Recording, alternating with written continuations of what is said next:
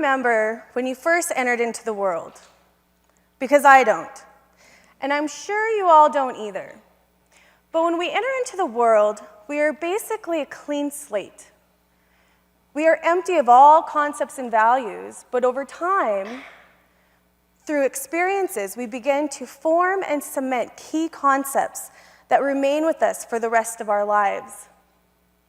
For example, for some of us, we were taught the concept of what it meant to be nice, that hitting was not nice, and that helping was nice. And so in order to fill this slate, we need a language and we need experiences. And so our language and experiences go from googly goo talk words to then sentences to then being able to have these descriptive monologues that demonstrate how we make meaning in the world. And so here's my niece, Sarah Joan. And we were outside in the yard on this one spring day, and we were having a shared experience. And she just had this fascination with finding bugs. And she would pick them up, and she would stare at them 2 inches from her face. She had no fear of these bugs, and it was so beautiful. I, on the other hand, was a little bit freaked out, but I didn't want my fear of bugs to be passed on to her. And so instead, I encouraged her and found more experiences for her to find bugs. And so on this day, she finds a bug. And as you can see, she is very intrigued by it. And she is so intrigued by it that she is determined to have or possess this bug.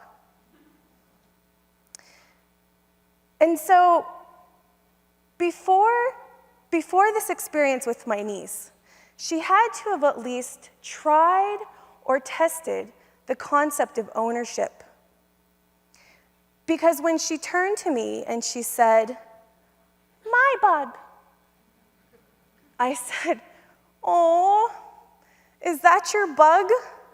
And she responded back to me, "Yes, my bug."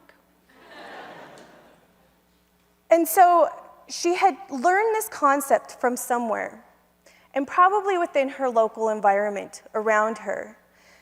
And she tried and tested this concept, and we've all done this, because we have to try and test concepts within our shared experience with the people that we have shared experiences with, and our environment. And so when she was saying things like my bottle or my toy or my cup, somebody reinforced it with her by saying, "Why, yes, that is your bottle."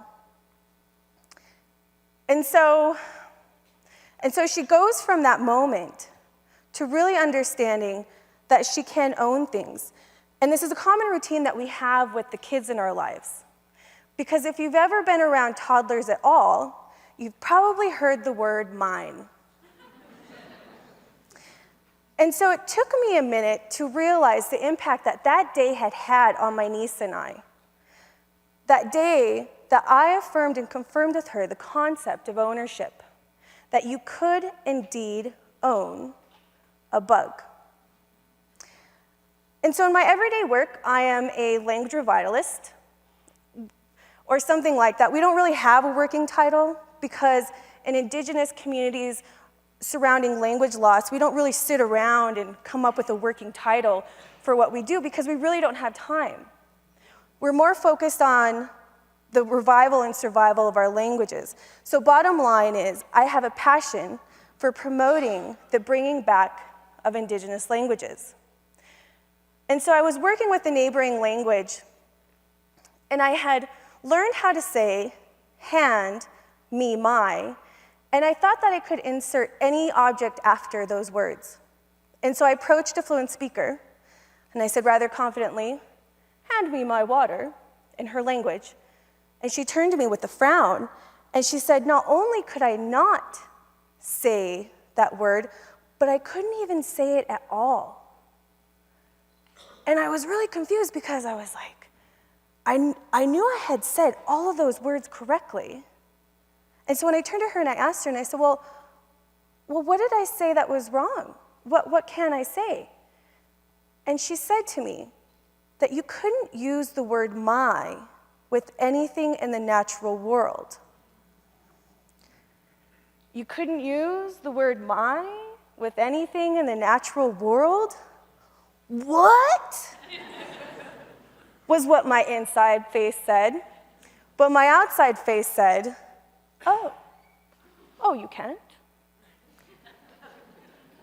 Because what she said to me made no sense at all. And so those of us that have ever been in this situation, when something doesn't make sense, we make it make sense. And so I made it make sense by doing this.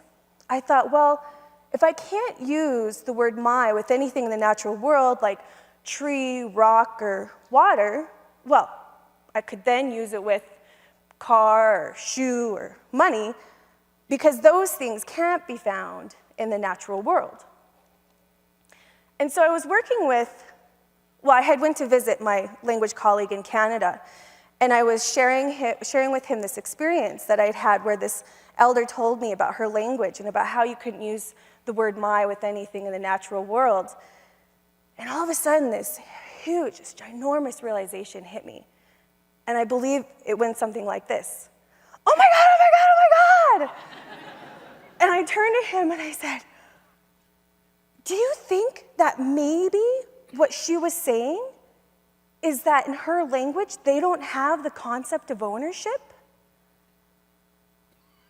And that was such a shock to me, that realization, that possibility, that I had to put my learning of my language aside. And I went out on a research journey with this in mind. What if there is no concept of ownership in my language? And what if I had been forcing unnatural concepts into the language of my people? And what if my efforts were actually changing the true essence of my people forever? And so my first stop on my language research journey was with this word my. And what I found was that with this word my, was that when used in its proper form, it is used to say my mom, my dad, my daughter, my son, that kind of my. And it's not really interchangeable like how we use it in English, because when we say my mom, we're not saying I own or possess my mother. We're saying that I have a bond or a connection, a relationship with that person that I use the word my with. Because when we say my shoe, we're not saying that I have a bond or a connection with that shoe. We're saying that I own or I possess a shoe. And so at this point, I allowed myself to have this kind of awakening, this kind of taking on a belief that perhaps there was a world in my world that didn't have ownership.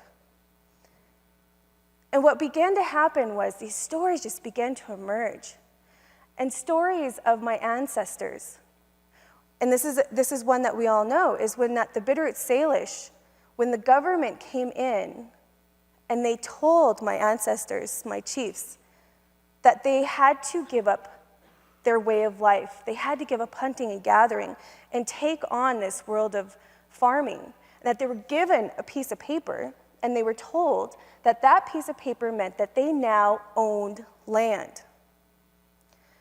And another colleague told me that her mother and grandmother were walking through land that they had walked through forever, and they were all nearly killed because they didn't understand the concept of trespassing, and they were on a new settler's land. And so at this point, I had to think about things deeper. And this elder told me, she opened my eyes because she told me that there's this old saying, adapt or die. And this realization hit me that, wow, that's what had happened, is that my people had to take on this concept of ownership as a matter of survival, or they could have truly died. I was talking to some elders, and I decided to create this test phrase just to see about this, my water and my language. And so I approached this one elder and I said, is it possible to say my water in our language? She kind of chuckled and she said, no, it's not possible. But then she stopped herself and she said, well, actually, you could say my water, because if you owned a piece of land and that water went through it, then you could say my water. But then she didn't have an example prior to land ownership. And I knew that my people had to take on this concept of ownership.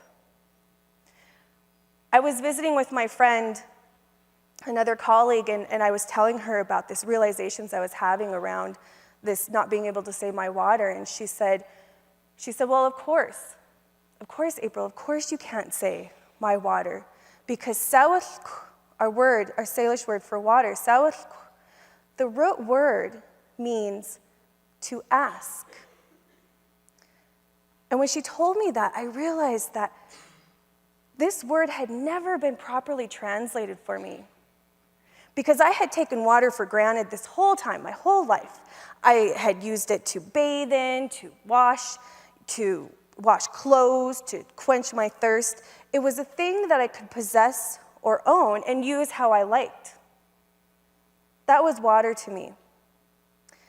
And when she said that, the root word was to ask, I imagined my ancestors having this connection to land in a way that I didn't understand, because they knew that water was so vital that we would cease to exist without it. So you had to ask to use it. And so from that, my worldview just has begun to open. And it took me back to that day with my niece. And I thought about how different my words would have been with my niece had I not had the concept of ownership. Perhaps I would have said things like, wow, what a beautiful connection you are having with this bug. What is this bug telling you? What is it teaching you? And so at this point in time, I now have this huge opportunity